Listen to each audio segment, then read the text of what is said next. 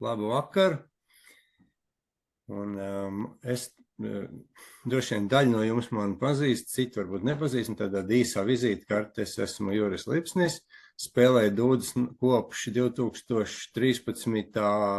gada. Nu, to sākumu laikā par spēlēšanu dīži nevarētu saukt, bet, vismaz mēģināju. Un 14. gadā drusciņi nopietnāk to sāku darīt. Un es esmu folkloras kopas suitu dūdenieku vadītājs.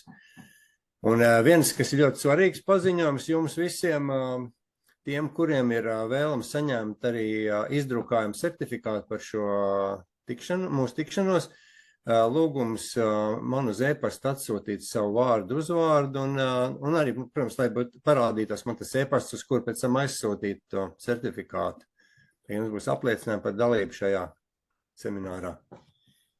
Un e-pasta adrese ir Juris Suits, tā kā kopā Juris Suits, viss vienā vārdā @gmail.com.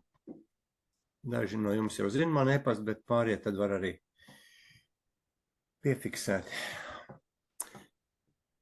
Nu tā, un šobrīd es tad, tā mūsu programmā bija pirmais solīts stāstīņš par dūdām Latvijā, un es arī pastāstīšu par suitu dūdām, un pēc tam pāriesim uz praktiskākām lietām. Un es tagad dalīšos ar jums. Tagad parādījās kaut kas, jā? Ir. Uzliec uz pilnu ekrānu tikai. Jā, tūlīt uzlikšu.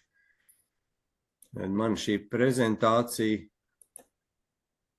tapa pirms vairākiem gadiem, kad es piedalījos starptautiskās dūdu organizācijas, kā tas saucās, sajietā Lielbritānijā. Tad tas gan toreiz bija angliski šī prezentācija, bet es arī tad esmu pārtulkojis latviski, lai arī vietējām patēriņām būtu ko parādīt.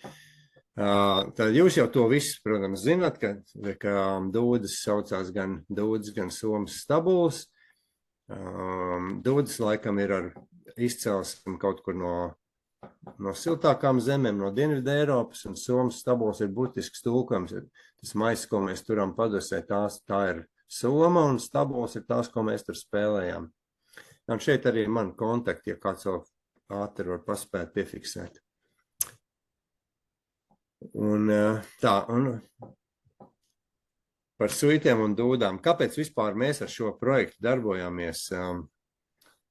Suitu novads ir suitu kultūra telpa. 2009. gadā tika iekļaut UNESCO steidzam glābjamā pasaules nemateriālā kultūras mantojuma sarakstā. Un tad pirms tam mēs arī kopienā gatavojam šo pieteikumu uz UNESCO. Tas bija 7. gadā, man šķiet sākās, un 8. turpinājām, un taisījām tādu inventarizāciju, uzskaitījām tās kultūras vērtības, kas mums ir saglabājušās un tradīcijas, un arī tās, kas tā kā vēl būtu atjaunojams, jo kāds par tām zina, varbūt netiek piekauts, bet par tām vēl ir kaut kādas zināšanas, un tad bija arī tādas tradīcijas, kas bija vienā ailītē sarakstītas tās, kuras ir mirušas, un tā kā lai viņām vieglas smilts. Un tā skaitā bija arī dūdu izgatavošana un spēlēšana. Bet ļoti aktīvi šajā procesā iesaistījās vietējais katoļu priesteris Andris Vasiļevskis. Un 13. gadā viņš nopirka meistaru Eduarda Klinta darinātās dūdas un uzdāvināja tās kopienai. Un tās bija pirmās dūdas, kas šeit suitos parādījās. Un kopš tā laika tas dūdu spēle ir gājis plašumā, un mēs tagad lēšam, ka 1% no iedzīvotājiem spēlē dūdas, tas ir 13 no 1300, un jā, tur, protams, var domāt, jautāt, vai tas ir daudz vai maz, bet es vienmēr aicinu salīdzināt ar Rīgu, ja 1% no Rīgas iedzīvotājiem spēlē dūdas, tad Rīgā būtu 7000 dūdenieku. Manuprāt, ka nav. Un vēl viens ļoti svarīgs solis bija arī dūdas ne tikai spēlēt, bet arī izgatavot. Un tagad tās tiek izgatavotas. Es ar to nodarbojos. Es esmu uztaisījis šobrīd, es tā skaitu laikam 10 vai 11 dūdas. Tas, protams, nav daudz, un pieredze tiek krāta, un ar kļūdu un meklējumu metodēm, bet pamazām tas vien noslīpējās. Un par dūdām Latvijas teritorijā. Es te mazliet izmantoju profesoru Valdu Muktu Pāvelu. Iepriekš viņš mums arī par šo tēmu ir stāstījis tādu vēstures faktus, dažas no viņa prezentācijām, ka tiek uzskatīt, ka dūdas Latvijā ir spēlēts vismaz kopš 16. gadsimta, un tad parādās jau kronikās. Iespējams, ka dūdas bija arī kaut kad agrāk, jo tad Baltazar Rusova Livonijas kronikā ir rakstīts, ka Livonijā, tas ir Latvijā un tagadējā Igaunijā, dziedāja, dejoja un spēlēja uz lielām dūdām, kas sastopams visos ciemos. Ja jau 16. gadsimtā dūdas bija sastopams visos ciemos, tad var pieņemt, ka tās ir parādījušās kaut kad agrāk. Reizēm iznāk tāda saruna, ka jautā cilvēki, tad kā no Skotijas dūdas nokļuva Latvijā? Es nezinu, vai no Skotijas, jo Skoti nav vienīgā tauta pasaulē, kas spēlē dūdas. Es domāju, ka dūdas ieceļoja ar tirgotājiem no vakara Eiropas, kaut kur no Vācijas tagadējās teritorijas, kaut kur no turienes. 17. gadsimta pašā sākumā ir Ragana prāvā pieminēts, tur, kad stabulnieks un bundzinieks piedalījies, un tādas ziņas par 17. gadsimta, ka Vidzemē kāzu gājienu esot vadījis dūdenieks un bundzinieks, un arī 17. gadsimtā Glika Bībeles tulkojumā ir minēts, ka viņi sveic kungu ar dūdām un arfām. Iespējams, ka tās bija tās arfs, varbūt bija kokls. Bet vēlāk šis teksts no turienes pazud, jo laikam kaut kā tās dūdas vairs nelikās īsti dieva instruments, bet tur par to mazliet tālāk. Un 18. gadsimtā tiek uzskatīts, ka latviešu un igauņu iecienītākais instruments ir dūdas, un pat bija pieņemts speciāls likums, kas noteica, ka dūdas ir zemnieku instruments. Un, diemžēl, dūdas spēlēšana nepatika visiem pie vāras esošiem, un īpaši Vidzemē tā tika ierobežot, un Vidzemē 18. gadsimta otrajā, pēc vidas tika ierobežot, un pēc tam aizliedz, kā šeit ir rakstīts, 1760. gada decembrī. Un tolaik Vidzemē bija ļoti izplatītas hernhūtieši, jeb brāļu draudzes, un šie hernhūtieši bija tie, kas tiešām vāca dūdas, un tās tika sadedzināts publiski. Jo tāds stāsts klīst, ka tiem baznīcas kungiem nepatika, kā ārpusē tiek spēlēts dūdas, un iekšā nevar lāgā dzirdēt viņas prediķis. Tas varbūt ir mazliet vienkāršoti, bet tāds fakts ir vēsturē fiksēts. Bet Kurzemē, kur tomēr bija arī diezgan daudzas vietas, kur turpinājās katoļu, tika piekopt katoļu ticību, un šeit pie mums tās dūdas saglabājās ilgāk un līdz pat 1940. gadiem. Jā, kā šeit rakstīts, ka 19. gadsimta vidū, ka kaut kur avotos minēts, ka agrāk dejojuši pie dūdām un tagad pie viola, pie violiem, jā, es atvainojos, bet agrāk pie dūdām, un tiek uzskatīts, ka viols bija viens no instrumentiem, kas tā kā izspied dūdas no sadzīves, jo tās varbūt bija vieglāk uzskaņot. Viols un tā kā varētu būt arī harmonikas. Un 870. gadā ir Kurzemē minēts, ka Alsungā joprojām dūdas tiek darinātas un tās spēlē vietējie zemnieki. Un par šajā Alte Hochzeits Gebrauche der Letten, mēs mēģiniet paši izlasīt, es vāciski nemācīšu, ka latviešu vecās kāzu paražās aprakstā minēts, ka par laiku pavadīšanu, protams, nav runas, jo vecās dūdas ar saviem 5 toņiem tiek spēlēts ļoti veikli, kamēr viola spēlē autodidakts, jeb tāds, kas iemācies pats bez jebkāda smalkuma. Tā kā iespējams, ka tad vēl dūdām tomēr bija pārsvars šajās kāzas paražās.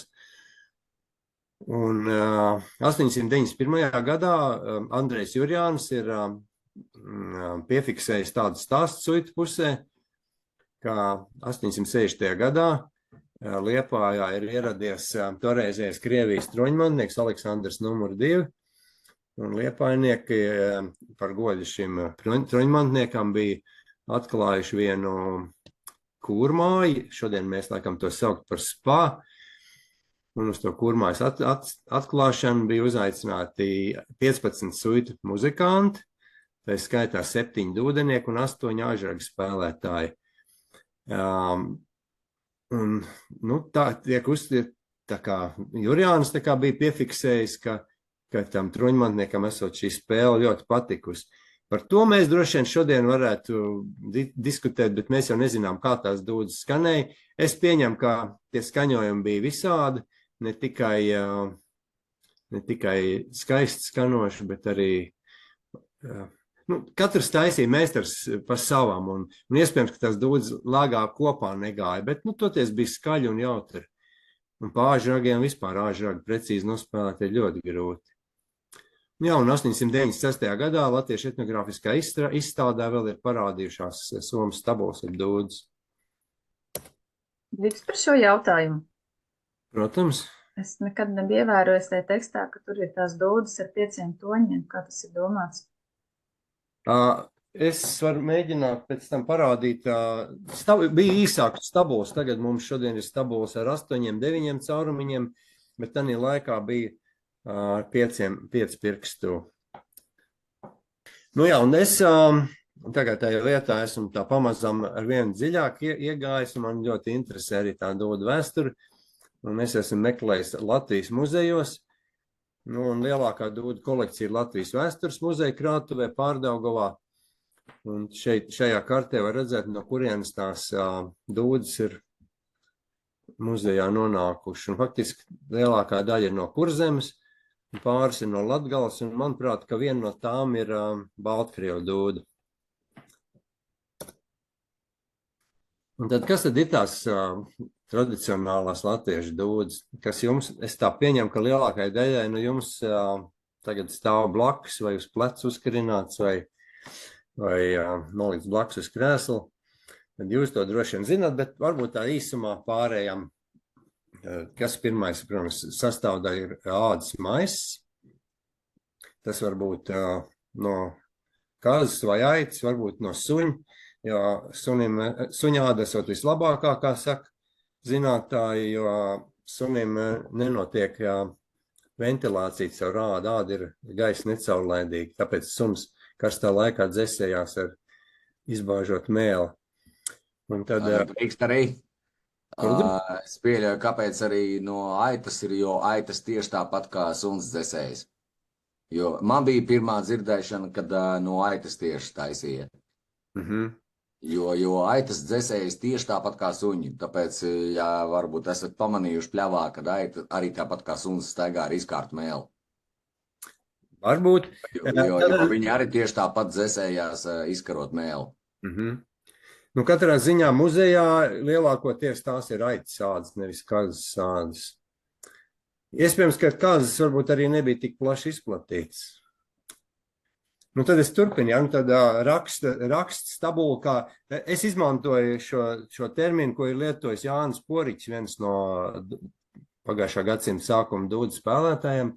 Viņš to parasto tabulu sauc par raksts tabulu, tāpēc, ka tur ar to meldiņu tiks spēlēts. Un tā ir no koka, un tad galā varbūt vai no koka tāda taurīta, vai arī no govs raksts. Tā es laikam pat tālu aizskrēju. Un skaņa rada spiedze, jeb mēlīt, šodien mēs to saucam, bet arī Poriķis lieto vārdu spiedze. Nu, to var droši vien, tas, kurš ir paņēmis to mēlīt, iepūts viņā pat taisno, tad dzirdējis to skaņu. Kā tas skan, tā ir tiešām spiedzoša skaņa. Jā, un tad ir burdons, kuram galā ir tāds tā kā paplašinājums, tā kā rezonators. Un jā, un agrāk dūdās lietoja, tā kā šajā apakšējā bildē ir iešķelti niedri, tad šodien ir tā kā uztaisīts tāds hibrīds. Principā tā ir tāpat niedras plāksnīt, bet nav iešķelt niedri, bet ir izdobts koku korpus, kuram šī Niedras plāksnīti ir piesiet klāt. Un kāda ir Latvijas dūda īpatnība, kas Eiropā, es laikam, kur man liekas, ka Maļorkā bija vēl, ka mums ir raksts stabuli, ja meldojas stabuli ir iestiprināti vienā no tām maisa kājām, savukārt burdona stabuli iestiprināti kaklā. Lielākoties Eiropā ir tā spēlējamā stabula ir tieši kaklā iestiprināta. Tā kā latviešu dūdzi var atšķirt pa gabalu. Un tad muzejā es te esmu ieguvusi bildes dažas no tur esošajām dūdām. Tur, manuprāt, bija kaut kāds 11, 14 vai 15. Un, Tas ir Latvijas vēstures muzejs, ja? Latvijas vēstures muzejā, jā. Un es tieši izvēlējos piefiksēt tās, kuras nāk no mūsu puses, no Suitu novada. Un te arī lielākā daļa šeit ir tapušas. Un šeit var redzēt to burdonu, jeb to arī poriķi sauc par bāgu, droši vien imitējot to bā skaņu. Šeit ir tas paplašinājums. Šodien mēs viņu tagad taisām to paplašinājumu, virpojām un uzliekam uz burdonu stabulas galu atsevišķi, bet vecos laikos šeit bija, tas vidus bija izgrebts caur galu caurumu. Tur var redzēt, ka tur ir kaut kāda līka nazi. Tas vidus viss ir tukšs un tas veido to rezonansi. Un te var redzēt, šī laikam arī ir aitas āda, šī pušamā stabula, un šeit būtu jābūt raksts stabulai. Vēl viens dūds, šeit redz arī raksts stabula. Kas man jautāja par tiem 5 caurumiem ārē, ja? 1, 2, 3, 4, 5. Tagad tas spēles diapazons bija diezgan pašaurs.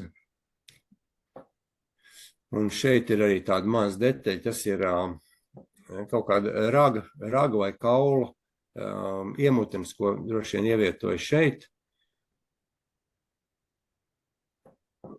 Tad ir, šīs dūdas ir diezgan pazīstams ar zīmēm, ir klīst, ja kaut kur parādās vēsturisko dūdu zīmējums, tad šīs dūdas tieši ir tajā zīmējumā, ar ko viņas ir īpašs, ka tas raksts ir, mēs šodien taisām tam ragām iešķēlam tā kā no sāniem, bet šeit ir no virsas un apakš. Šeit ir vairāk, 6 caurumiņi. Un tas atkarīgs no meistara, kā kuram meistaram ir izdevies. Neredz to tam. Jā, šeit lūk ir arī zīmējums, tāds ir arī šur tur redzēts avotos. Un kas tad te ir rakstīts? Dūkas, jeb somas dūkas. Skaidrs, ka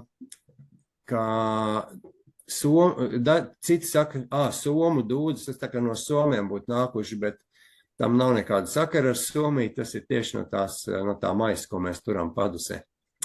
Nu, lūk, tad šeit ir dūks darināts no apaļiski novilktas aitādas, sastāv no maisa plēšām ar vilnu uz iekšpusi un stabulēm.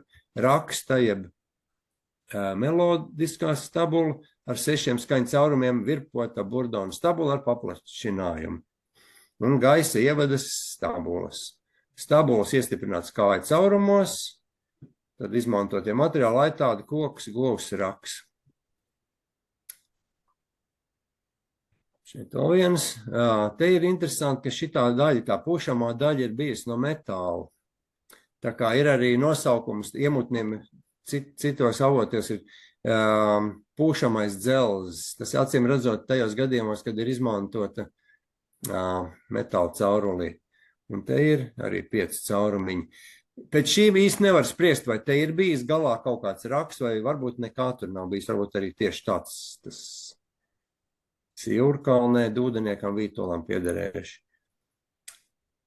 Un vēl viens arī no Suitu puses. Nezinu, kāpēc bija pielikt klāta 2 burdoni. Es tā kā drusku šaubos, vai viņi abi ir no šīm dūdām, bet varbūt viņi bijuši mainām, grūti pateikt. Un visvairāk man interesi izraisīja šīs dūdas, par kurām muzejā nebija informācijas, kam tās ir piederējušas, tikai ka no Alsungas nākuši.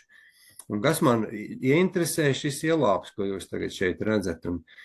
Un pietuvinot, es laikam nebūšu tuvāk bildi, bet viņš tiešām ļoti akurāti ar diegu un ar adatiņu ir iešūts ielāps, kādsiem redzot kādu ādas bojājumu vietā. Un man sāk nākt prātā domas, nu kurš to varēja izdarīt, kurš būtu tāds cilvēks, kas būtu tas cilvēks, kas ņemtos ar ādas maisa lāpīšanu. Nu, man likās, ka tas vienīgais varētu būt Nikolais Heņķis, jeb Frejs, slavenais koklinieks, kurš bija arī dūdas spēlētājs. Un es domāju, kā varētu atrast pierādījums, ka tā viņai vienkārši man nojaut, kas apstiprinātu. Viņš bija pēc profesijas un pēc nodarbošanās, viņš bija audējs. Cilvēks, kas nodarbojās ar rokdarbiem. Un tad es tur tajā muzejā nedaudz pavandījos arī par citām nodaļām. Man ielaida sākumā tikai pie dūdām un pameklēju arī pa folkloras nodaļu. Un es atradu tiešām pierādījumu, kur bija piefiksēts, ka šīs dūdas ar konkrēto numuru, ka ir nākuši no Nikolai Heņķa.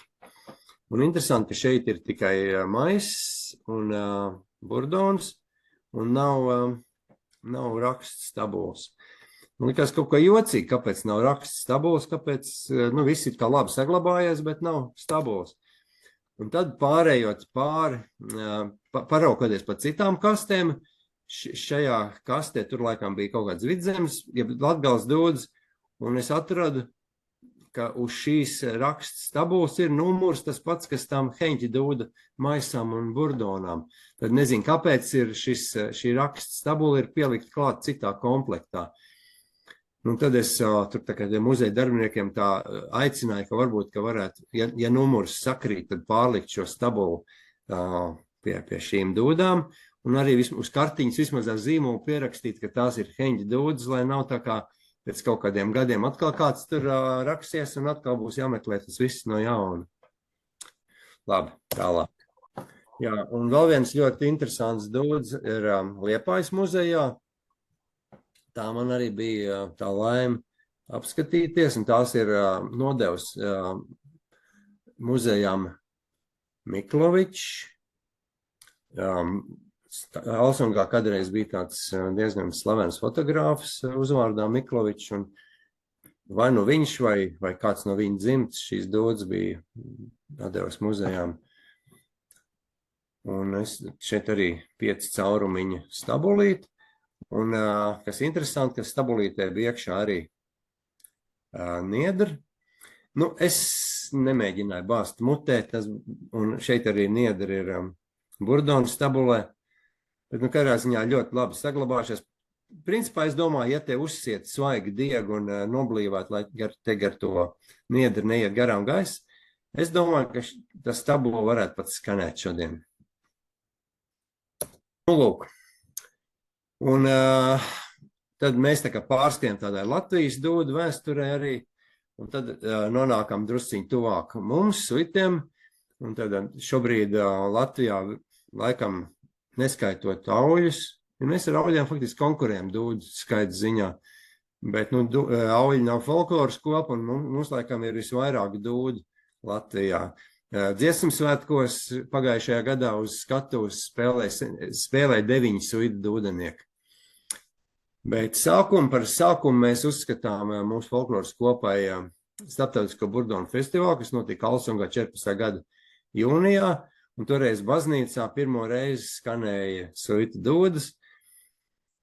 Un te ir arī saiti, bet es laikam uz to saiti šobrīd nespiedīšu.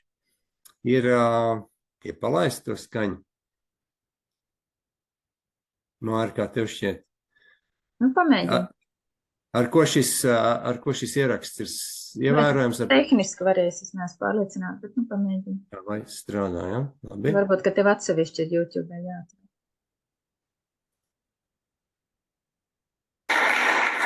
Ir skaņa.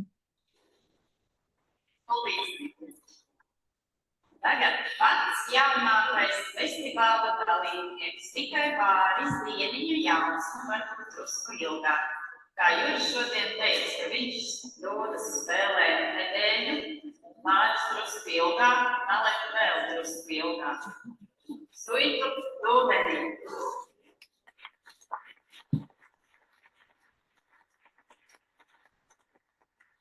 Now comes young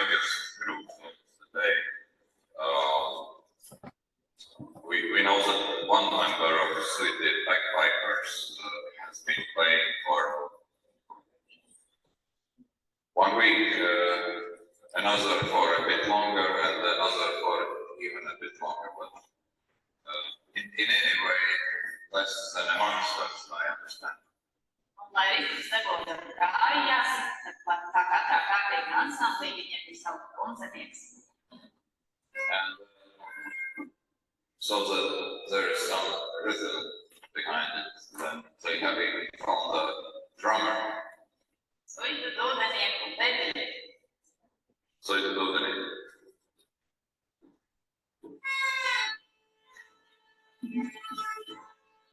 Tikai fragmentiņš kaut kā.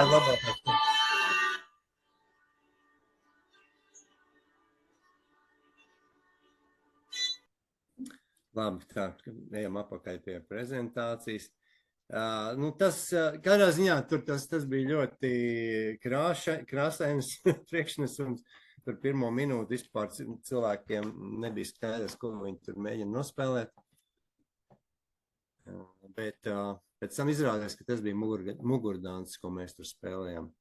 Bet tā bija milzīga pieredze, pats sākums. Šodien es abrīnoju mūsu dušu, ka mēs tur to likām priekšā publikai. Jā, un tad šeit ir tāds neliels ieskats par suitu dūdām. Kā jau es minēju šo Krievijas troņmantnieku vizīti, tad Aleksandru II.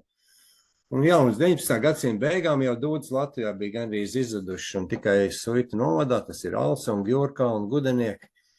Vēl 20. gadsimta pirmajā pusē vēl joprojām bija spēlējuši dūdenieki, un vispazīstamākais ir Pēters Šeflers, dzimis 61. gada 9. augustā, parīt viņam ir dzimšanas diena, un miris 45. gada 31. martā.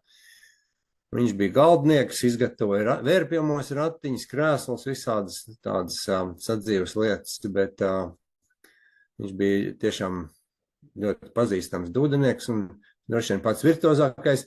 Un arī viņa vienīgais ieraksts, kas vispār ir šobrīd arhīvos atrodams par dūdām, ir Šeflers spēlētais dants.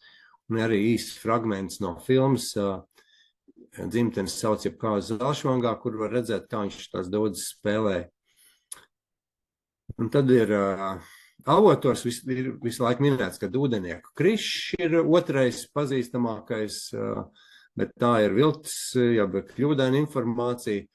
Patiesībā Jūrkalnē bija Jānis Cēnis dūdenieks, un viņa visa ģimene, visa dzimta tika saukt par dūdeniekiem, acīm redzot pēc viņa nodarbošanās. Un mēs zinām, kur ir viņš apglabāts. Vēl ir priekšā kādas piemiņas plāksnes uzlikšana. Pēterim Šefleram mēs pirms gadiem 7, uzlikām piemiņas plāksni vienā no Alsungas kapsētām. Pēc viņa radinieku stāstītā atklājām svinīgi, un pēc tam man piezvanīja viņa mazmeita.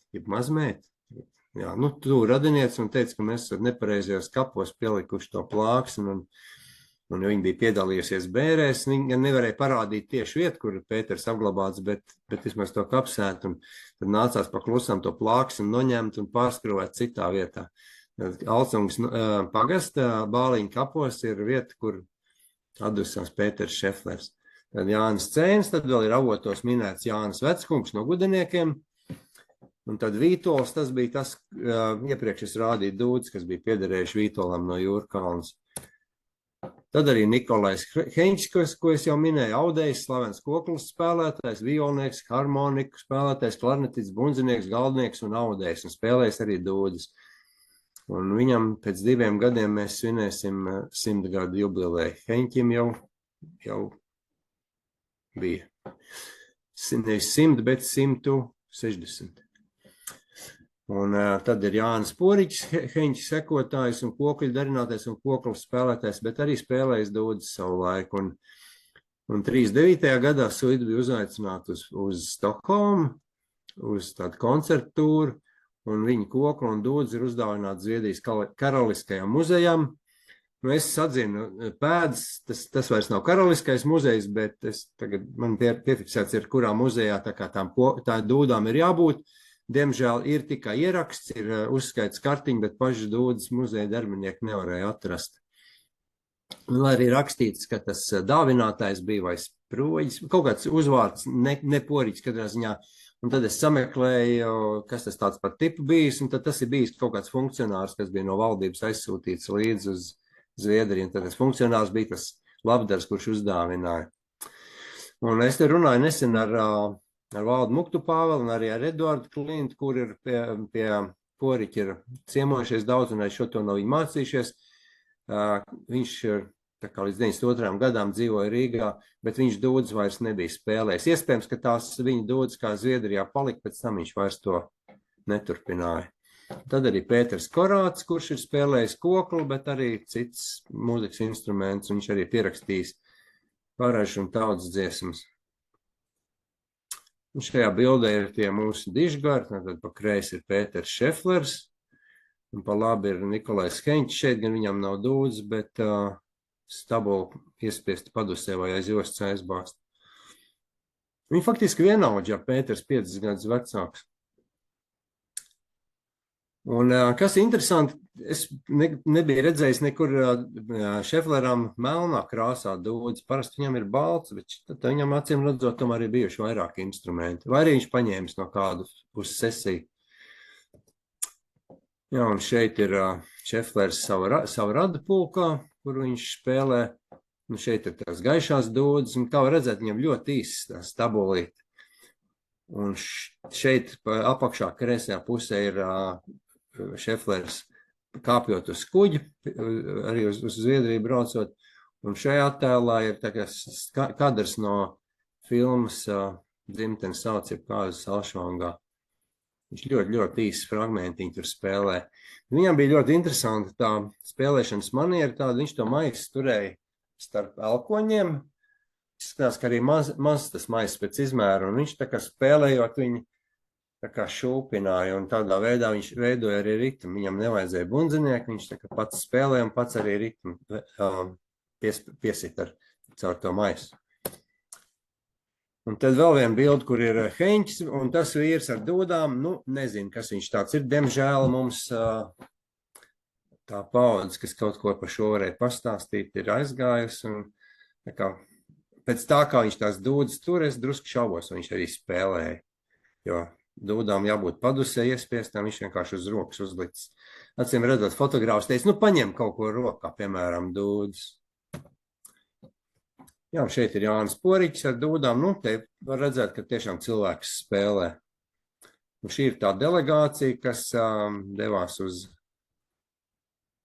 Zviedriju. Šeit arī tā kā lielāka bilde, kur suita muzikanti, arī šeit ir Šeflers augšā un Heņķis vidū. Tā, un tad, ko varētu pastāstīt mazliet par mūsdienām, tad tas tradīcijas aizsācējs bija Andris Vasiļevskis, priesteris, kurš iedeva dūdas manai sievai. Sieva tās pārnes mājās un teica, ka Andris sūta paciņu un ka man esot tagad dūdas jāspēlē, bet es nekad savā mūžā nebiju spēlējis nekāds instruments, izņemot laikam varbūt uz nerviem un nedaudz ģitāru. Un es no tās spēles neko nesapratu, un man sieva bija spēlējis pirms tam klarnetu, un viņa bija tā, kur pirmā ķērās pie dūdas spēles.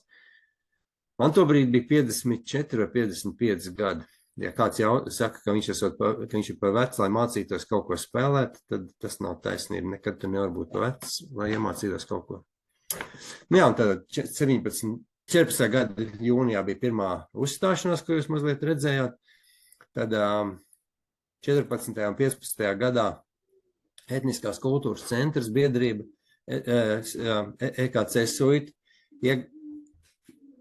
iegādājās vēl dažas dūdas un sarīko Eduarda Klinta meistarklases. Un 18. gadā es un kolēģis Sants Vanaks, mēs piedalījāmies dūdu darbnīcā Drabešos. Un kopš 18. gada mēs arī rīkojam regulāri Latvijas dūdenieku sajiet suitos. No 18. gada, un tad šogad bija 1, 2, 3, 4, 5, 6, 7. bija šogad.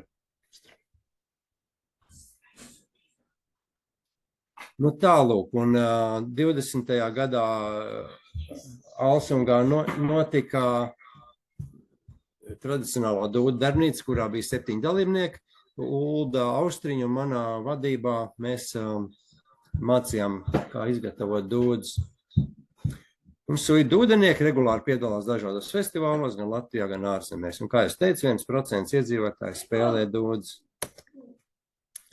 Un šobrīd tāda šefība pār dūdu spēlu uzņēmusies biedrības Suitu kultūras mantojums, ko mēs ar Māru pārstāvam. Un mēs sadarbojamies ar suitu dūdeniekiem, jo mēs esam arī tās sastāvā. Un tad mēs Covid laikā izdomājām vienu metodu, pat pirms Covida, kā varētu drošā veidā apmācīt spēlēt dūdus. Cilvēkam netiek dots iemutens, bet iemutens ir man.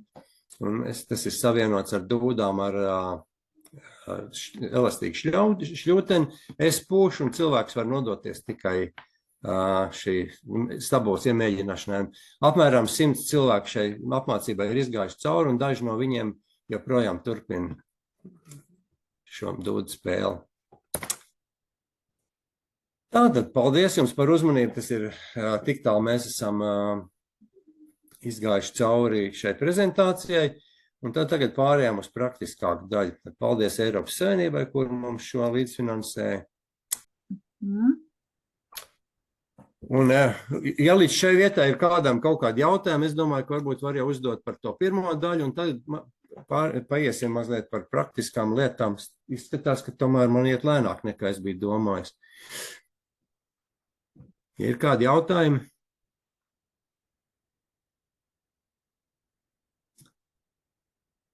Neviens neceļ roku. Labi. Viena lieta, ko es gribēju šajā nodarbībā pastāstīt, kā tad dūdas īsti ir apkopjams. Visiem jums tās dūdas lielākajai daļai ir. Droši vien jums ir savu pieredzi, kā to darīt. Viena lieta, kas ir, manuprāt, ļoti svarīga, noturēt tajās dūdās labvēlīgu un drošu vidi. Un ir tā, ka mēs tur pūšām iekšā siltu gaisu, un tā ir dabiska āda, dabisks koks, šie dabiskie materiāli, un tad maisā sakrājās mitrums. Diemžēl ir risks, ka tur var ieviesties arī kāda nevēlama dzīvības forma, piemēram, kaut kādas baktērijas, vai varbūt pat sēnītes. Diemžēl man arī pašam praksē gadījies pāris dūda maisas norakstīt, ka tajos ir, ka viņi sāk sajirt, jo ir iemetusies kāda sēnīte vai, nezinu, kāda baktērija, kas sēd ādu. Ko es izmantoju? Tad drošākais līdzeklis ir tā kā speciāli paredzēts, bandas pēc tāds ražotājs, Bagpipe Hygiene Spray. Šis ir paredzēts gan iepūšanai maisā, gan iemutnī. Un iemutnī reizēm arī parādās tāds kā aplikums, un tad to droši vien jāiztīra ir ar mehāniski, ar kādu puļķīti vai ar smalku birstīti, un pēc tam iepūst šo higienas līdzekli. Es esmu izmantojis arī šādu, kas ir cilvēkam paredzēts tāds līdzeklis Amikos, Latvijā ražots, var redzēt. Viņš paredzēts tā kā kāja pret kāju sēnīt. Viņš izgatavots no dabiskiem materiāliem, un es maisā laiku pa laikam tur tā kā iepūšu kādas pāris šiks. Un, un kas ir svarīgi, tad dūdas neatstāts slapjs un sarūlēts. Ir, ja gadījies spēlēt kaut kur ūdens tūmā vai kaut kur, ja tiešām maisa jūtām mitrs, tad es ieteiktu izvilkt ārā iemuteni un pažāvēt. Ja gadās, ka tiešām baigi slapjs, tad varbūt arī pat var izvilkt arī ārā gan stabu, gan burdonu un pažāvēt arī tos. Tas tāds sausā vietā turēt, neturēt kaut kur, nezinu, pagrabā droši vien nevajadzētu, kādās šķūņos mēdz ieviesties arī kaut kādi kaut kādas kodas, un tā kā visdrošāk ir turēt kaut kur istabā pakarināts. Piemēram, man ir tāda lata pieskrūvēt zem griestiem, un tad es tur aizlieku garām. Tā, tas būtu par tādu īsumā par kopšanu. Dūdas, ja izgatavots no ādas. Zinājās, Juri, čatā ir jautājums, kur tādu līdzekli var iegādāties? Šo konkrēti es viņu pērku. Kilts and More ir tāds internetu veikals. Tur es pērku arī ir šāds Highlanders, tāds līdzeklis. Ja kadreiz dūda maizes baigi izkalst, tad ir tāds līdzeklis, ko iepilina, tur tā kā burtiski kā tēkarot, ielaiž maisā, un tad izbērš pa visu maisu, un viņš tā kā to atsvaidzina to iekšpusi. Tur es arī esmu pircis. Kā to mājaslapu sauc? Kilts and More. kiltsandmore.com. Kilts and More. Labi. Jā. Un arī citreiz dūdu maiss arī laiž gaisu cauri, un tad var izmantot maisījumu, kurā ir izšķīdināta kaulu līma un sajaukt ar glicerīnu, bet ir arī tādi ķīmiski līdzekļi, piemēram, šis ir Bagtites, un man šķiet, ka man bag. Tā kā dažādi līdzekļi, tā kā šos uzsilda mikrovīņu krāsnī vai karstā ūdenī, un tad ielej maisā un arī tā kā hermetizācijai. Tas būtu par apkopu. Nu, tad viena svarīga lieta, ko mēs te kolēģiem runājām, dūda skaņošana. Protams, tādā no attāluma ir ļoti grūti par skaņošanu stāstīt, bet tāds īsais, pats vienkāršākais, ja dūdas tabula skan pārāk zema. Šeit ir tas mēlītes korpus, tad mēlītes korpus ir jāiestum dziļāk stabulē. Ja skan par augstu, tad mēlītes korpus ir jāpavēl ārā. Tā ārā vilkšana un vai iekšā likšana tā būtu tā kā nevis tāda tā kā korķi no pudeles rauj ārā, bet tā lēnām pagrozot, lai nenorautu. Tur ir iekšā diegs uztīts, kas hermetizē mēlītes to korpusu, lai viņš būtu hermetiski iekšā stabulē. Tas būtu tas pats vienkāršākais. Es varbūt varētu... Varbūt ievadam, te ir jautājums, kāds ir tipiskais dūdu skaņojums tonalitāte, vai tas būtu do? Laikam es tu par to tad. Tradicionālās latviešu dūdas patiesībā ir ļoti radniecīgas igauņu dūdām, jo latviešu meistari ir daudz mācījušies no igauņiem. Pamatā mums ir tradicionālās dūdas ir skaņots re, tad apakšējais, tad pilnais. Kad visi caurumi ir aiztaisīti ciet, tad ir skan re, mi, fa diez, sol, la, si, do, un šeit ir divi caurumiņi, tad do un do diez. Un aizmugurē ir īkšķis nosadz caurumiņi, paņemot to nost, tad ir vēl mi. Tad pilna stabula ir no re līdz mi. Tad oktāvu plus viena nots. Bet savulaik Māris Jansons taisīja dūdas šādas ar dubultmēlītes stabulu, un šīs ir sol skaņojumā. Un tā kā uz mūsējām, uz šīm re stabulēm var izspēlēt arī meldiņas, kuri paredzēts sol mažoram, no ar šīm var tikai sol mažoru. Tā kā saspēlēt ir diezgan jāizvēlās meldiņi, kuras var kopā saspēlēt viens un otrs dūdas. Es atbildēju uz jautājumu. Cerams, ka jā. Jā, liels paldies, jā. Jā, un attiecīgi, ja stabula ir sol mažorā, man šī ir taisīta pēc tādiem vecākiem paraugiem ar 6 caurumiem, šī ir sol stabula. Un tad arī attiecīgi burdons ir sol mažorā. Un ja ir re stabula, tad arī burdons būs re mažora. Edvards Klints taisa arī, un arī citi, es zinu, mēs taisa arī dūdz ar 2 burdonu stabulēm, gan sol, gan re, vai arī vēl tur ir kaut kādas variācijas, lai minorā spēlēt, lai mi. Nu, suitos, tajās, kas suitos ir muzejā redzētas, tām nevienām nav 2 burdoni bijuši. Tā kā tas acīm redzot tāds jaunāks. Bet Edvards saka, ka Vidzemē esot bijuši ar 2 burdoniem, un turklāt nevis tajā kāzas kaklā, bet otrā galā, kā tas pakaļā, ne, bet vēdera daļā ir tāds resnāks iesietas tas ieliktenis, un tajā ir iespraustas 2 stabulas. Jā, vēl kādi jautājumi tik tālu? Es gribēju... Es atvainojos, ja es varu jautāt, cik bieži sanāk mainīt mēlītes, vai vispār tas ir jādara? Nu, zini, kā es teiktu, ka tas ir kaut kāds ārkārtas gadījums, ja ir jāmaina mēlītes.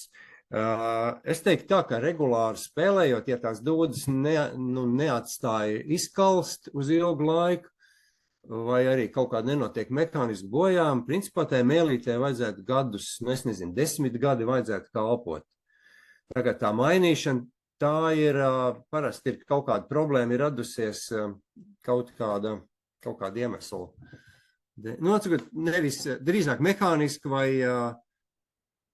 nespēlēšanas gadījumā, nu, viņas pārkals. Glabāšanas sakarā. Ja, glabāšanas sakarā, jā. Es teiktu, ka mēlīti nevajadzētu mainīt. Nu, tā, tas, nu, kādā ziņā nomainīt ir iespējams, bet, nu, tam nevajadzētu būt tādam. Jā. Nu, līdz tam ļoti reti varētu nonākt, es tā teikt, jā. Nu, es, piemēram, spēlēju saksofonu, un man tad, jā, nu, jo biežāk spēlēju, jo biežāk maini, jo man ir bambus mēlīti. Nu, principā jau šeit arī tas bambus tiek izmantots tajā mēlītē, bet pagaidi, saksofonā tev ir kontakts ar mēli, vai ne? Jā. Nu, jā, šeit jau ir tas maiss starpā, tāpēc... tas kontakts ar mēli nav ar muti pat taisno, iespējams tāpēc iet ilgāk. Mūsu dūdām parasti cietējs ir iemutenis, kuram, ja tas iemutenis ir no koka, bieži vien nākās pārvirpot galvu, jo tas ir nograusts. Jau nograusts, jā. Nu, man tieši tas pats, man arī plasmas muņštukiem ir gan... Nu, iemuts, muņštuks, tas ir nograusts un mēlīts beidzās vienkārši. Un pusoli, nu labi, tas ir cits stāsts, ka bērni tur skatoties klapes un tad pret plecu atmetās un saplēš mēlīti. Nu, tas ir cits stāsts. Jā, kādā ziņā dūdām. Jā, jo biežāk spēlē, jo biežāk jāmaina. Jā, dūdām es teiktu, ka drīzāk otrādi, jo biežāk spēlē, jo mazāk problēmas. Jā, un tāpēc arī par iemutņiem runāt, nu, te var uztaisīt, tā, ka šis ir tīrais koks, un šim ir kaula, jeb raga uzgals. Jā. To tu sagraus tik vienkārši nevar. No, jā. Nu jā, nu tad par to skaņošanu, tad es ceru, ka tā jau saprātāt, es nezinu, mēģināt. Un tagad es izvilkšu ārā un ir atšķirība. Tad izvalkot ārā skaņa kļūst zemāka, iebīdot iekšā skaņa kļūst augstāk. Tad jo īsāks kanāls, jo skaņa ir augstāk. Tas pats ir arī ar burdonu. Burdonam arī mēlīt, tad tāpat var iebīdīt iekšā, pavilkt ārā, ja vajadzīgs augstāks vai zemāk. Pēdējā laikā es tā taisu un arī es skatos, ka cik, nu tas es to pats neesmu izgudrojis, es mācījos no Ulda Austriņa. Burdons tiek taisīts tā kā trīsdaļīgs. Šis ir tas rezonators, kas tiek atsevišķi uzlikts galā. Un šī pati stabula ir vidū, viņi ir samaucami. Un arī tā kā pavelkot ārā to samaukto daļu, stabula kļūst, tas burdons kļūst zemāks, sabīdot tuvāk, kļūst augstāks. Un spēlējot reizēm gadās kaut kāda mitruma apstākļi mainās, un tad kaut kādā nelielā diapazonā tā bīdīšana, nu, ir vajadzīga. Bet, nu, diemžēl ir tā, ka nav tāda universāla līdzekļa, teiksim, pavēlk mēlīt ārā, iebāž mēlīt dziļāk, un ka tad viss pēc tam ir uzreiz ideāli. Viena svarīga lieta, kas ir, es nezinu, kāda vai visiem ir tie rāgi, vai varbūt galā ir tāds koka taurīt. Apakšējo skaņu regulē papildus, šeit ir raks, un tas raks ir uzmaukts uz koka, un šeit ir sakrītošs caurums, kas iet cauri gan ragam, gan kokam. Un, ja vajag apakšējo augstāk, tad šis caurums ir jāpagriež tā, lai tas raks un koks pagrieztos tā, lai tas caurums pēc iespējas liels, un ja vajag skaņu zemāk, tad jāpagriež tā, lai tur tas caurums verās ciet. Nu, tā kā uz pustonīti.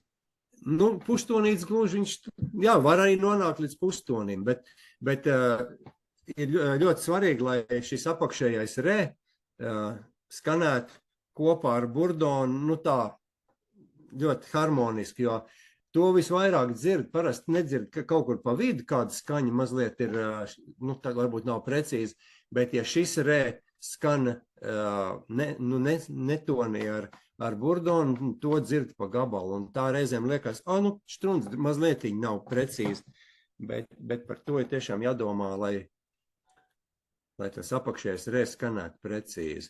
Varbūt padalies, kādu izmanto to skaņošanas aplikāciju?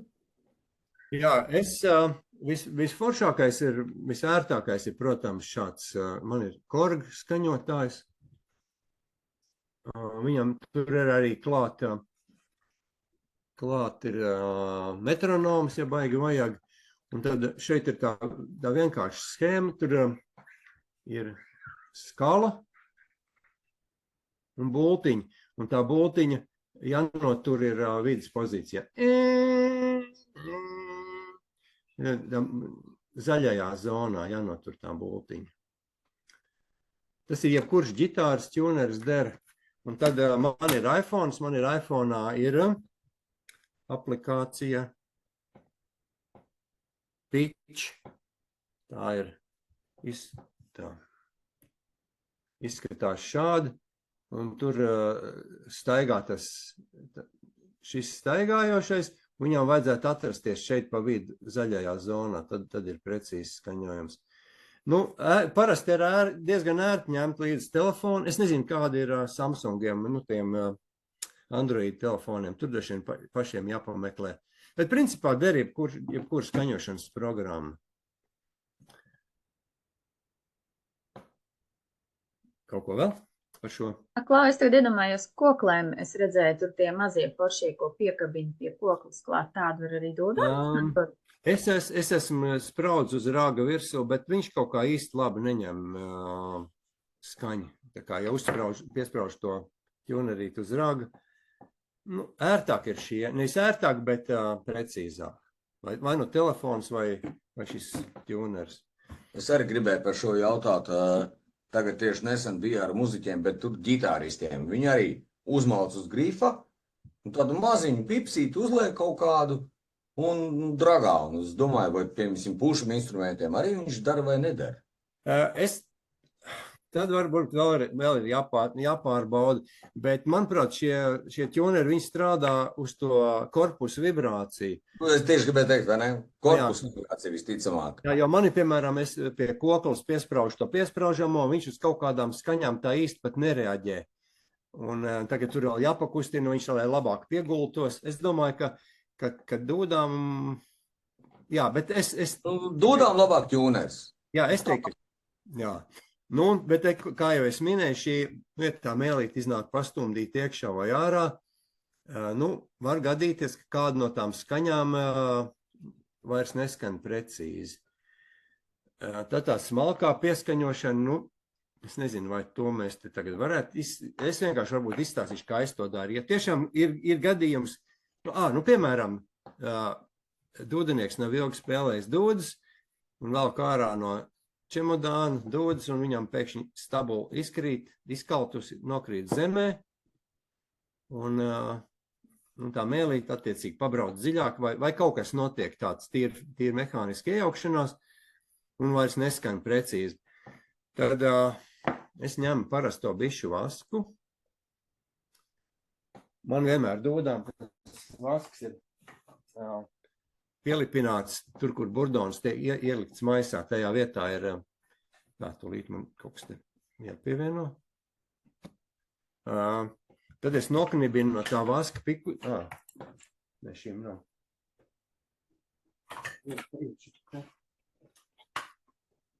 Nu, reku, te man pie burdona augšpusē te ir pielipināts vaska pikucīts. Tas ir tādai precīzākai pieskaņošanai. Un tas princips ir tāds, ka jo šie stabulas caurumiņi ir plašāk, jo skaņa ir augstāk, un ja tā kā to caurumiņu tā kā sašaurina, tad tā skaņa kļūst zemāk. Un tad, bet tā pieskaņošana ir caurumiņa augšs, šobrīd redzat, mēlīti ir šī galā, un es tad savirpinu ar pirkstiem tādu mazu, tā kā matveidīgu to vasku, un tad es viņu tā kā pielipinu tam caurumiņam pie augšpuses, es laikam nevarēšu parādīt tā, pie augšpuses. Un, var redzēt, viss kārtībā.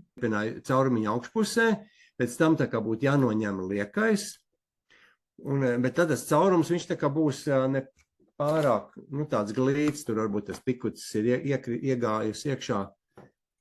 Un tad es parasti samitrinu vai nu zīmolu, vai zobakstāmo, un tad ar to šo vasku tā kā pieveidoju, lai viņš tā kā, lai piegludina, lai tur nav kaut kāda robaina tā māla.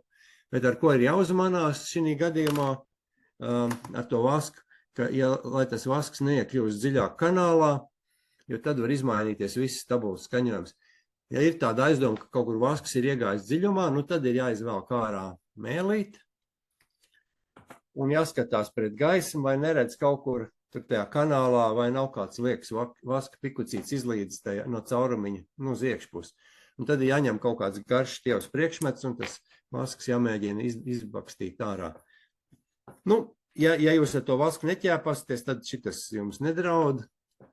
Bet, ja gadās kādreiz, tad zināsiet, kur meklēt. Tad izņemot mēlīti, iespējams, ka jānoņem arī raks, lai var tieši redzēt cauri.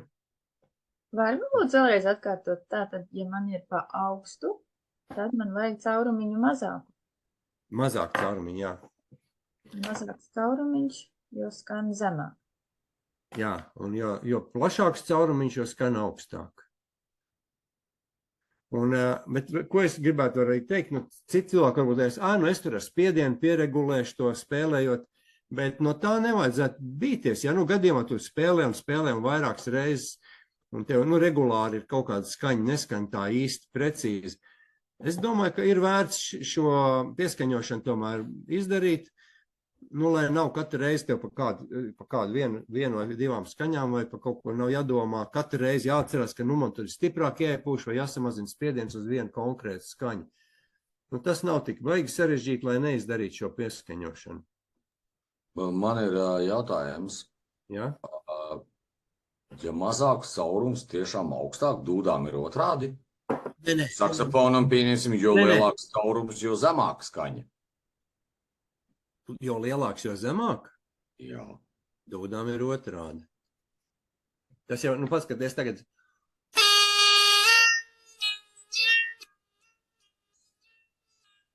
Ja es pieveru to caurumiņu, skaņa kļūst zemāk. Tas ir secībā, kā stabulē, kā secībā. Tad jā. Tā arī ir. Tā. Bet es viņu pieveru līdz pusei. Pustonīši kaut kāds veido. Jā, tātad, jo tas caurums ir vairāk pievērts, jo skaņa kļūst zemāk. Jā, ok, skaidrs. Vēl pat tādām, varbūt tādām spēlēšanas, bet dažiem tādām niansēm. Piemēram, es nezinu, kur jūs trenējaties dod spēlēt. Es esmu sapratis, ka mēs baigi riskējam ar savām ausīm, ja mēs spēlējam telpās. Un es mājās istabā spēlēju, man ir tādas mīkstas flaneļa ausis, un tad es tās vienkārši uzlieku virsū.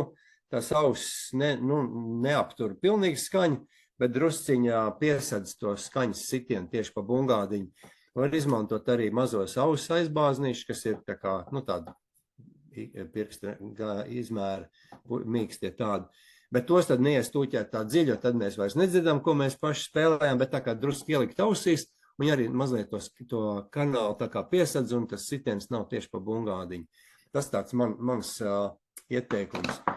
Jo mēs kādreiz esam spēlējuši arī, tā kā telpu trūkumu dēļ, kaut kādās ļoti mazās telpās, un tad pēc tam visi apdūluši, nav patīkam, ka tas dodas ir mazā telpā, un viņas ir baigi skaļas tomēr. Katrā ziņā šī mūsu tāda saruna bija tāds īsts ieskats tajā visā. Ja kādam ir padziļināta interese, man kontakti, tagad jums tur bija redzams sākumā, mēs viņus varam atkārtot arī beigās. Mēs priecājamies, ja atbrauc pie mums ciemos kāds ar jautājumiem par dūdām, mēs labprāt dalāmies savās zināšanās, savā pieredzē, un pirmdienās no 4 līdz 5:30 Alsungā pie kultūras nama vai sliktākā laikā Alsungas kultūras namā notiek suitu dūdenieku mēģinājumi. Un mēs tiešām priecājamies, ja kāds atbrauc un ar saviem jautājumiem vai arī grib saspēlēt, kādreiz vajag. Un arī vai svētdienās suitu tirgu no Alsungā no 11 līdz 12 arī mēs tur spēlējam un arī mēs tur esam sastopami. Jā, tā kā es domāju, vai kaut kas ir palicis nepateikts. Protams, daudz palicis nepateikts, bet... Varbūt vēl pastāst. Es atceros vienreiz, kad jūs ar Uldu Austriņu jau par skaņošanu stāstījāt. Kaut ko toreiz man palicis prātā, ka bija runa, ka ir jāsāk skaņošanu pārbaudīt, vai sols skan pareizi, un tad tā kā skatīties pēc tam augšu un apakšu, vai tu tā nedari? Es tā daru, jā. Sol ir tā skaņa, tas ir tā kā tāds stabuls pats vidus, tad ir 4 pirksti. Šai nav mēlīt iekšā. Labi. Sol, pārbauda, vai sol ir vietā. Ja sol nav vietā, tad ir vērts sākt kustināt to mēlīt dziļāk vai vilkt ārā, lai dabūtu sol vietā. Un pēc tam klausās pāries. Svarīgi ir, kā skan augšējais re, tad, kad ir palicis tikai aizmugurējais pirksts virsū, un kad ir viss caurums priekšpusē ir vaļā. Un arī apakšējais, tā kā viss caurumi ir ciet, tad paklausīties, kā skan apakšējais re, jo, ja to mums vajag pieregulēt, tad, kā es teicu, to dara ar raga grozīšanu. Un ja augšējais re, apakšējais re un sol, ja ir vietā, principā tai stabulē vajadzētu skanēt labi. Jā, varbūt es varu piebilst no savas pieredzes, ka man ar dūdām ir tā, ka, nezinu, man dūda īpatnība laikam, ka tikko viņas kādu dienu nav spēlēts, kad es sāku spēlēt, tad viņas vienmēr skan pa zemu, vai ne? Zemu, citiem par augstu. Jā, bet kādu laiciņu paspēlējot, ausjūtams griežās, briesmīgi, bet kādu laiciņu paspēlējot, viņas pašas uzlec augstāk. Tas tā interesanti. Tāpēc, kad instruments uzsilst. Uzsilst. Un arī mitruma līmenis. Es nezinu, to man droši vien kādi citi kolēģi varbūt teiks, ka tā nedrīkst darīt, bet mans tāds, kā to life hacks vai kā to varētu teikt, reizēm ir tā, ka tās dūdas ir sauss, tu paņem, man piemēram ir par augstu, ja viņas ir sauss. Tad var izdarīt tā, kā šeit ir ūdens pudelīt, paslapina tajā ūdenī ausu tamponu, mazliet viņi tā kā nosusina, un tad tā viegli, pavisam viegli pārslidina pāri mēlītei. Redzēt? Tu tagad smalko versiju stāst, ir jau vienkāršākas varianti. Es to vienkāršāko versiju to labāk nestāstu, ka var arī nolaizīt, bet šī tā kā zolīdā metode. Varbūt viņi nav īsti pareizi, bet reizēm tas ir tā, ka ja vajag ātri spēlēt un tās dūdas ir, vēl nav sasnieguši to normālo mitrumu līmeni, tad šādā veidā... Kondīcija. Kondīcija, jā, var tā kā tādā pārtā veidā, jā. Tā, kāds bija jautājums, Māri, pasties, tur tajā čatī. Tā, Jansona gatavotām dūdām stabulas galā ir 3 caurumi, priekš kā tie domāti. Tas būtu šīs. Tā 3. Kur ir 3? Šie visi. Varbūt, ka tas ir, varbūt koļegam pašam ir tādas dūdas, Jansona gatavot. Jā, man pašam ir tādas dūdas. Nu jā, Tāpēc tāds jautājums rokās. katrā pusē pa caurumam, ja, kas ir tā kā nenosaka. Viens, ko nenosaka ar pirkstu, un arī otrā pusē. Nu, man šī gadījumā ir 3 caurumi, bet viņus ar pirkstiem nevar nosakt, jā, protams. Jā, es nezinu, kāpēc tieši. Par Jansonu dodām man nav tāda baigi daudz informācijas, bet es pieņemu, ka tie varētu būt kaut kāda saistība ar tās stabulas skaņojumu. Ka tie caurumi ir kaut kādā veidā to stabulas skaņojumu, nu. Un tad viņus arī var būtībā pievērt kaut kā. Es domāju, ka tos nevajadzētu pievērt, jo droši vien, ka tie caurumi ir izrūpti tajā vietā, kurā vietā beidzās tās skaņas veidošanās. Es kaut kā tā gribētu teikt, bet es godīgi teiktu, nu, tad man ir jāfantazē, un to gan es negribētu. Labi. Paldies. Jā. Ja, bet arī Jansona dūdām es esmu šai stabulē, man arī tur ir vaska pikucīši, jo nu, tā dubulta mēlīte baigi jaudīgi, bet nu arī, ja kāds caurums, man skanēja par augstu, un es tur tā kā esmu ielipinājis to vaska drusciņu iekšā. Man ir jautājums, kā to Burdonu Jansonu būtībā dūdām viņu noskaņot ir diezgan grūti. Šo garo visu, ja? Nu, tā skaņošana notiek ar to teleskopiskā pagarināšanu un saīsināšanu. Jā, un ja tā skaņa tā ļoti nemainās no tā, tad... Nu, it kā vajadzētu mainīties. Nu, kas tad tur ar mēlīti? Nevar nemainīties. Nu jā, it kā nevajadzētu. Nu, kādā ziņā vēl var mēģināt to mēlītes korpusu pavilkt ārā, bet viņi tā kā ir, tam Jansona dūdām ir tā kā viena pozīcija, kurā tā mēlīte tā labi iegūmās. Jā, es nezinu, es teiktu, ka tomēr, viens, ja vajag zemāku, ja baigi vajag, nu tas ir, var uztaisīt no vaska mazītiņu bumbiņu, nu tādu, ka nepēdās galviņas izmērā un uztupināt uz pašu mēlītes galu. Es mēģināšu uzlikt. Var redzēt to bumbiņu? Jā. Ir, jā. Tādā veidā var pazemināt, bet paaugstināt ar šo nevar. Jā, skaidrs. Nu, tur laikam tad ir kaut kādi jāmeklē vēl risinājumi, bet nu, teorētiski viņām vajadzētu mainīties ar pagarināšanu un sabīdīšanu. Rakstīts tradicionālās melodijas latviešu dūdām, jā?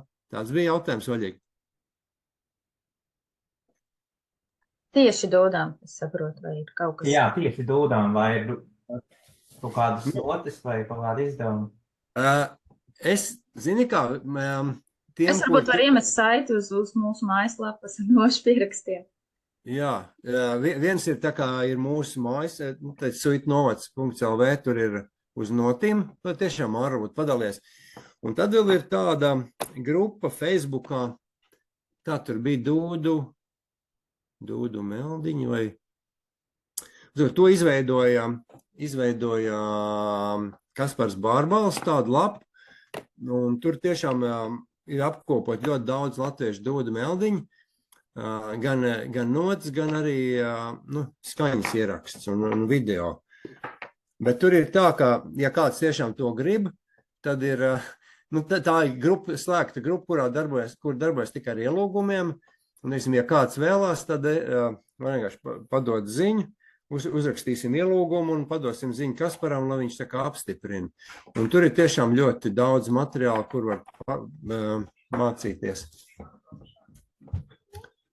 Es ieliku saiti uz mūsu mājaslapu, un mājaslapā ir tā, ka mums tur ir sadaļa suitos pierakstītie meldiņi, un tad tur var darboties, tur ir atlases iespēja. Es šobrīd uzliku saitē ir atlas uz instrumentālie meldiņi, un tad tur var paskatīt, un ir meldiņi, kas ir tā kā vairāk tā kā dūdām.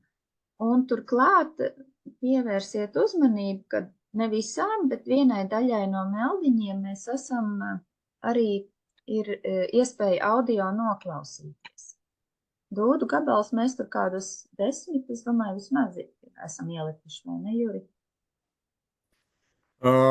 Man liekas, pat vairāk, kaut kāds 11 vai nav. Bet tur, diemžēl, nevar atlasīt tā, ka tur uzliec instrumentu dūdas. Nu, tur ir drusku vairāk jāpadarbojas. Tur ir, jo es domāju, ka mugurdāncis mums nebūs pie instrumentālajiem meldiņiem, tas būs citā kategorijā. Nu jā, bet es tagad iemetu arī tā grupa, Facebook grupa, kas saucās Dūdu mūzikas repertuārs. Un, bet tur tikai var ar ielūgumiem. Ja kādam no jums ir vēlme, tad būtu jāpasaka, teiksim, man, un es varu aizsūtīt ielūgumu Facebookā un tad pievienot šai grupai. Tur ir tiešām ļoti plaši. Es varu rādīt tagad. Es domāju, ka tu vari rādīt. Un vēl maza reklāma. Mums šogad iznāca pirmais Suita Dūdenieku mūzikas albums. 3 apaļi mēneši, jeb Suita Dūdu daņģi. Spotify vēl ir procesā, bet, ja kādam ir vēlme, mēs varam izsūtīt taustāmu materiālu mūzikas albumu. Eiroma. Jā. Nu jā.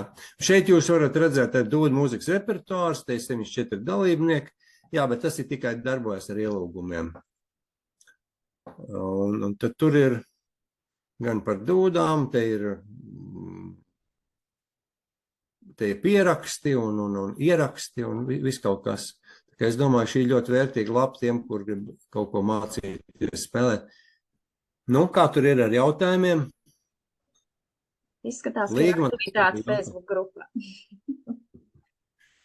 Man viss skaidrs. Paldies, Luka, brīnišķīgs vakars bija.